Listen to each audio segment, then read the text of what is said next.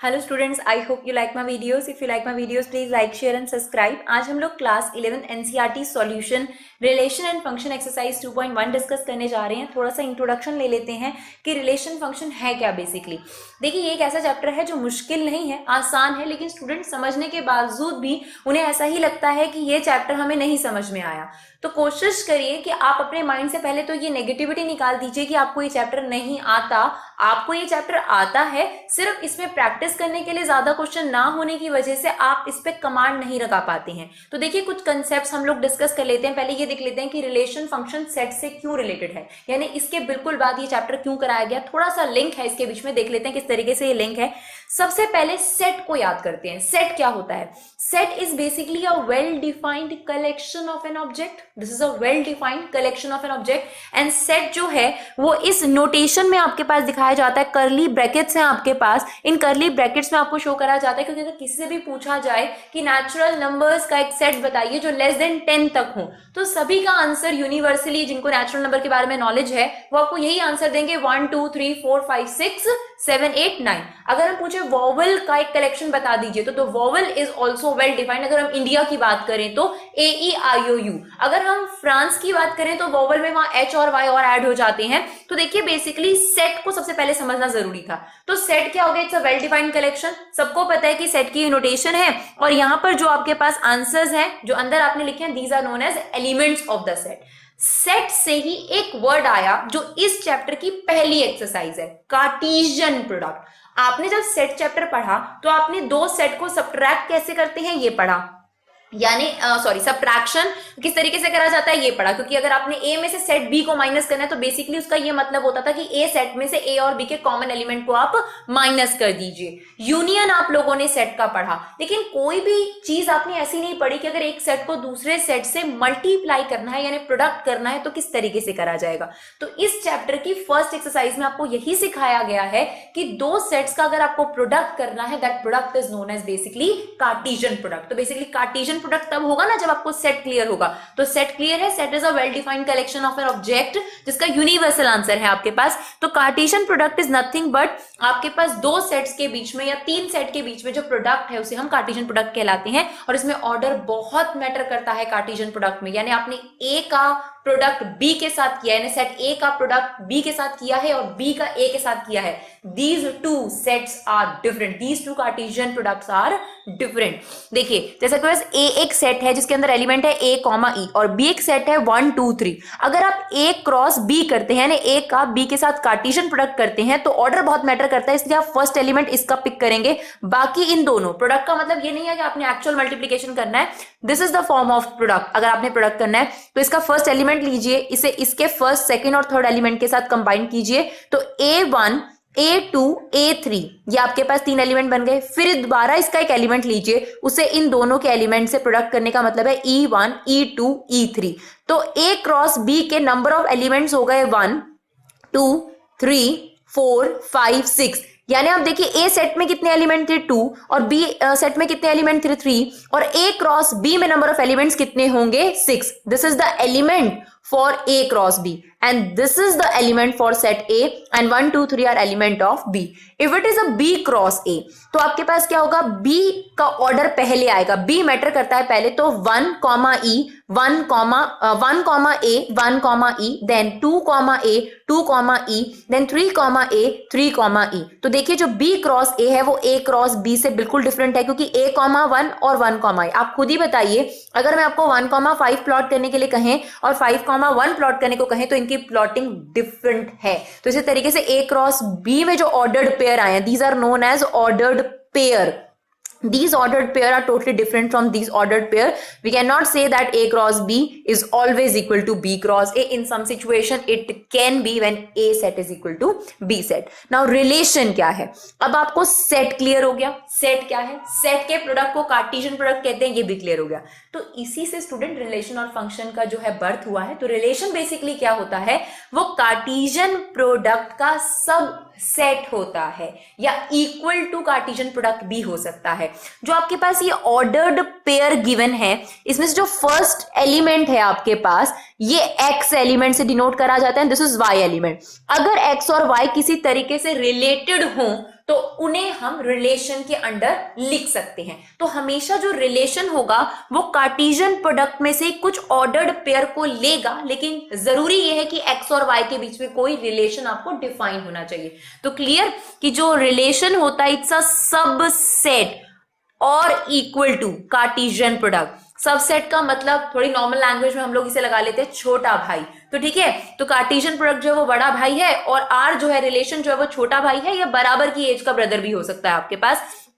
Example, आपके पास अगर relation इस तरीके से डिफाइन करा जाता है, for example A cross B आपके पास कार्टेशियन प्रोडक्ट चल रहा है और इसी में से आपने रिलेशन लेना है, और रिलेशन कुछ इस तरीके से डिफाइन करा है कि आप ए और बी का पेयर लीजिए such that A is a vowel, मतलब जो फर्स्ट एलिमेंट होना चाहिए वो वॉवल होना चाहिए, और बी इज इवन नंबर। तो हमने ए और बी में एक लिंक बिठाया है कि फर्स्ट एलिमेंट वॉवल होना चाहिए, सेकंड आपके पास जो है वॉवल होना चाहिए। आप सिर्फ वही वाले ordered pair A cross B में से पिक करेंगे। तो हम ले सकते हैं ए कॉमा 2 और ई कॉमा 2। तो आपने देखा जो रिलेशन था वो कार्टेशियन प्रोडक्ट में से ही निकल कर आता है। बस इतना फर्क है कि जो आपके पास फर्स्ट एलिमेंट है वो सेकंड एलिमेंट से किसी भी तरीके से क्या कर रहा होगा, रिलेट कर रहा होगा। That is why the term is known as relation. I hope it clear. Now the next one, function. Now relation के बिल्कुल बाद आपके पास function आता है। कुछ स्पेशल टाइप के रिलेशन जो होते हैं वो फंक्शन कहलाते हैं। तो एक स्टेटमेंट है आपके सामने, all relation can not be a function but a function must be a relation, यानी फंक्शन हमेशा रिलेशन में से ही लिया जाता है। बस उस रिलेशन को फंक्शन बनने के लिए कंडीशन सेटिस्फाई करनी पड़ेगी। वो कंडीशन ये है कि आपके पास a relation is called function from A to B if every element of A has only one image in set B. एक चीज आप ध्यान देंगे, जो ये ऑर्डर्ड पेयर है इसमें आपके पास ये जो फर्स्ट एलिमेंट लिखे हुए हैं these are known as pre images या डोमेन, जिसके बारे में हम आगे भी आपको बताएंगे। And these second element are known as images. First pre image या domain, second one is known as is your range. तो एक रिलेशन हमने आपके सामने लिखा है, ये रिलेशन फंक्शन है या नहीं है? ये बिल्कुल आपके पास फंक्शन है, क्योंकि जरूरी चीज क्या है स्टूडेंट्स कि जो ये प्री इमेज है ये रिपीट नहीं होनी चाहिए। अगर ये प्री इमेज रिपीट हो गई तो वो रिलेशन तो रह जाएगा लेकिन वो फंक्शन नहीं बन सकता। नेक्स्ट, फर्स्ट वन तो आपके पास फंक्शन है। देखिए यहाँ 2,2 2 को फिर 4 के साथ भी जोड़ दिया गया क्योंकि आपके पास प्री इमेज रिपीट हो गई, इसी वजह से ये रिलेशन आपका फंक्शन नहीं है। तो ध्यान दीजिए, अब आप इनके बीच में एक कहानी बना सकते हैं कि सबसे पहले सेट आया, सेट को जब प्रोडक्ट किया गया तो कार्टेशियन प्रोडक्ट आपके सामने आया। उसी कार्टेशियन प्रोडक्ट में से कुछ ऐसे ऑर्डर्ड पेयर लिए गए जिनके बीच में कोई रिलेशन है। उन रिलेशन में एक स्पेशल टाइप ऑफ चीज बना दी गई फंक्शन, जिसके लिए जरूरी है कि ऑर्डर्ड पेयर की प्री इमेज रिपीट नहीं होनी चाहिए।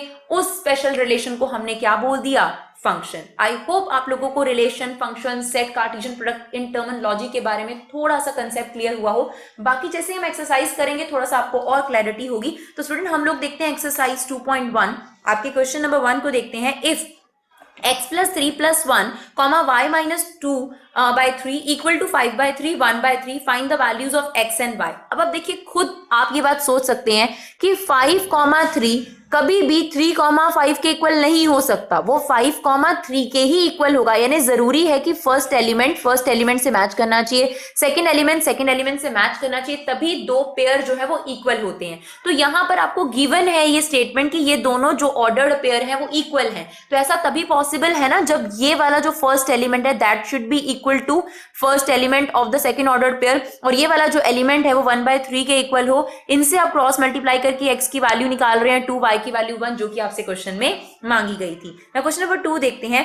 If set A has 3 elements, A set के अंदर कितने एलिमेंट्स हैं, 3 एलिमेंट, और B सेट में भी अगर आप काउंट करेंगे कितने एलिमेंट्स हैं, 3 एलिमेंट। आपसे पूछा गया है A क्रॉस B में कितने नंबर ऑफ एलिमेंट्स होंगे। हमने अभी आपको जब इंट्रोडक्टरी दिया तब भी आपको बताया कि A क्रॉस B में दोनों के जितने भी नंबर ऑफ एलिमेंट्स हैं उनका प्रोडक्ट आएगा।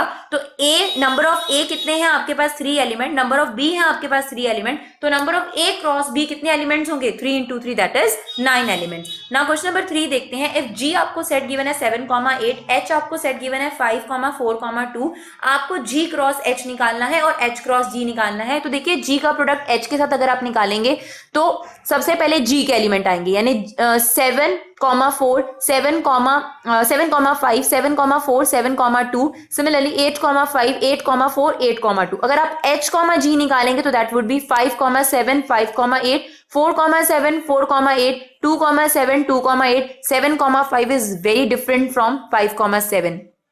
तो ये दोनों जो है g, g प्रोडक्ट h जो है h प्रोडक्ट g के इक्वल नहीं है ना। क्वेश्चन नंबर 5 देखते हैं। आपको एक सेट गिवन है जिसके एलिमेंट है -1,1 और आपसे कहा गया है a क्रॉस a निकालिए। तो फर्स्ट ऑफ ऑल हम a क्रॉस a निकाल लेते हैं, फिर जो ये रिजल्टेंट होगा फिर इसे a से मल्टीप्लाई कर लेंगे। तो अगर आपको a क्रॉस a निकालना है तो एक सेट हमने a लिखा, अगेन हमने सेट a लिखा, तो यहाँ पर क्या होगा -1 को इन दोनों से अगर आप करेंगे तो होगा -1, -1, -1, देन 1, -1, 1, 1। ये जो आपके पास a क्रॉस a आया है इसे आप प्रोडक्ट कर देंगे a सेट के साथ। तो देखिए क्या आ जाएगा, -1, -1, -1, -1, -1, -1, -1, -1, -1, -1 एंड सो ऑन। आप देखिए इस तरीके से हमने इसका प्रोडक्ट किया है। आई होप ये क्लियर हो गया आप लोगों को। क्वेश्चन नंबर 6 देखिए। इफ a क्रॉस b आपको गिवन है, a, x, a, y, b, x, b, y, find a and b। देखिए आपको क्लियर है कि a क्रॉस b करा गया था, इसका मतलब जो फर्स्ट एलिमेंट आपके पास लिए गए हैं वो a के ही होंगे डेफिनेटली, और जो सेकंड एलिमेंट लिए गए हैं वो b के हैं। तो आपने a सेट लिखा, उसमें a आ गया। दोबारा सेट के अंदर a लिखने का कोई लॉजिक नहीं, क्योंकि आपको पता है कि जो सेट होता है उसके अंदर रिपीटेड एलिमेंट्स को दोबारा काउंट नहीं करा जाता और ऑर्डर भी मैटर नहीं करता। सेट के अंदर आप b, a लिख दीजिए, a, b, एक ही बात है। तो ये a आ गया आपके पास और सेकंड एलिमेंट आपके पास b आ गया। तो और तो कोई एलिमेंट नहीं दिख रहा आपको डोमेन में, तो a, b सेट a है। फिर आप b देख लीजिए, b में आपके पास सेकंड नंबर के एलिमेंट होंगे x और y। फिर दोबारा आप x और y नहीं लिखेंगे क्योंकि सेट उसे दोबारा से काउंट नहीं करेगा। तो आपको सेट a और सेट b बनाने को कहा गया था, वो आप लोगों का बन गया ना। क्वेश्चन नंबर 7 देखिए। a सेट आपको दिया 1, 2, b सेट दिया 1, 2, 3, c सेट दिया 5, 6, d दिया 5, 6, 7, 8। Verify that a cross b intersection c equal to a cross b intersection a cross c।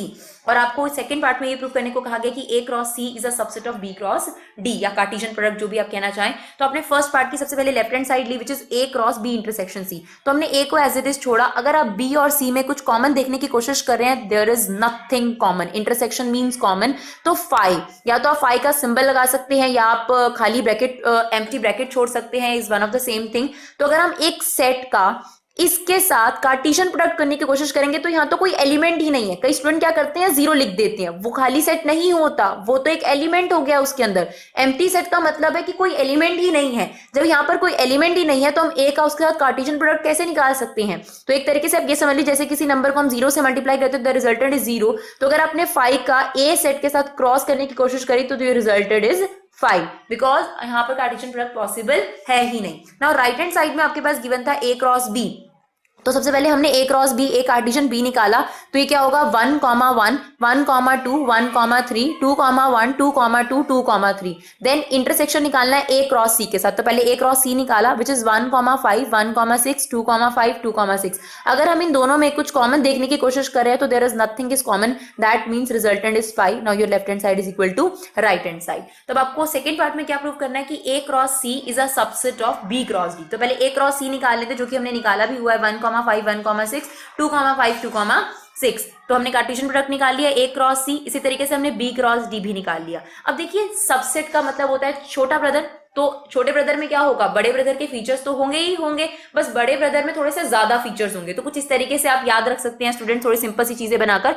तो a क्रॉस c में देखिए 1, 5, 1, 6, 2, 5, 2, 6 है, जबकि b क्रॉस d में आपके पास 1, 5 तो है, 1, 6 भी है, 2, 5 भी है, 2, 6 भी मिलेगा आपको, बल्कि एक्स्ट्रा एलिमेंट्स भी हैं। तो हम ये बोल सकते हैं कि b cross d is greater than. तो ग्रेटर देन की जगह सेट्स में क्या इस्तेमाल करा जाता है, ये सबसेट का साइन इस्तेमाल करा जाता है। जिस साइड आपको ओपन फेज है वो बड़ा वाला है और जिस साइड बैक है वहां पर आपके पास छोटा हो जाएगा। That means a cross c is smaller set than b cross d, because b cross d जो है वो a क्रॉस c के एलिमेंट तो कंटेन करता है एज वेल एज उससे एक्स्ट्रा एलिमेंट भी कंटेन करता है। क्वेश्चन नंबर 8 में आपको a सेट की वैल्यू गिवन है 1, 2, b में आपको 3, 4 गिवन है। आपको a क्रॉस b निकालना है और फिर ये भी बताना है कि जो a क्रॉस b है उसके कितने सबसेट्स बन सकते हैं। नाउ सबसे पहले देखिए आप A क्रॉस B निकाल लीजिए, दैट इज 1,3, 1,4, 2,3, 2,4। अब इसमें आप देखिए कितने एलिमेंट्स है, 1 2 3 4। तो अगर आपको सबसेट्स कभी भी पता करने हो, किसी भी सेट के सबसेट पता करने हो, तो फॉर्मूला इज 2 की पावर n। आपको इसके सबसेट्स पता करने हैं, तो इसीलिए 2 की पावर n, n मतलब जितने इसके नंबर ऑफ एलिमेंट्स हैं यानी 4। फॉर एग्जाम्पल आपको B क्रॉस D में सबसेट्स बताने हैं, तो इसके कितने सबसेट्स बनेंगे, तो आप 2 की पावर 1 2 3 4 5 6 7 8 9 10 11 12 यानी 2 की पावर 12 हो जाएगी आपके पास। इसी तरीके से अगर मान लीजिए इसके आपको नंबर ऑफ सबसेट्स बताने हैं, तो 1 2 3 4 यानी 2 की पावर 4 हो जाएगी। अगर आपको इस सेट के सबसेट्स बताने हैं तो 2 की पावर 2 हो जाएगी, इसके सबसेट्स बताने हैं तो 2 की पावर 2 होगी। I hope it's clear. Now question number 9, let A and B be two set such that की नंबर ऑफ A में जो एलिमेंट है, सेट A के जो एलिमेंट्स है वो है 3, B के जो एलिमेंट है वो है 2। if x, 1, y, z और z, y, 2 and z, 1 are in A cross B, यानी A क्रॉस B के कुछ आपको एलिमेंट्स बताए हैं, सारे नहीं बताए, where x, y, z are in distinct element, आपको A और B सेट फाइंड आउट करना है।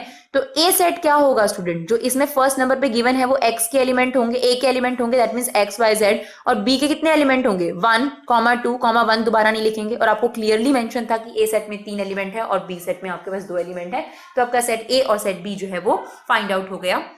क्वेश्चन नंबर 10 देखते हैं, the Cartesian product A cross A has 9 element among which are found -1, 0 and 0, 1। Find the set A and remaining element of A cross A। तो देखिए जब आपके पास A set है वो क्लियरली है आपके पास, देखिए इसके अंदर आपको गिवन है Cartesian product A cross A, जब आपने कार्टेशियन प्रोडक्ट करा था तो 9 एलिमेंट आए थे, इसका मतलब A सेट के अंदर कितने एलिमेंट्स रहे होंगे। तो आप खुद देखिए ये जो ऑर्डर्ड पेयर है, आपने जब कार्टेशियन प्रोडक्ट करा होगा तो ए का ए के साथ क्रॉस करा होगा, जो फर्स्ट एलिमेंट आपको दिख रहे हैं वो भी ए के हैं और जो सेकंड एलिमेंट आपको दिख रहे हैं वो भी ए के हैं। तो आपने पहले इससे लिया -1 और 0 और फिर 0 और 1, तो 0 ऑलरेडी हम ले चुके थे इसलिए आपके पास एक एलिमेंट आ गया 1। अगर हम ए क्रॉस ए करते यानी इसी सेट को इसी सेट से मल्टीप्लाई करते यानी क्रॉस करते, तो आपके पास क्या एलिमेंट आते, that is -1 -1 -1 -1 0 -1 1 0 -1 0 0 0 1 and so on. आपको रिमेनिंग एलिमेंट्स मेंशन करने थे यानी इन दोनों के अलावा। आई hope it's clear. Thank you so much guys.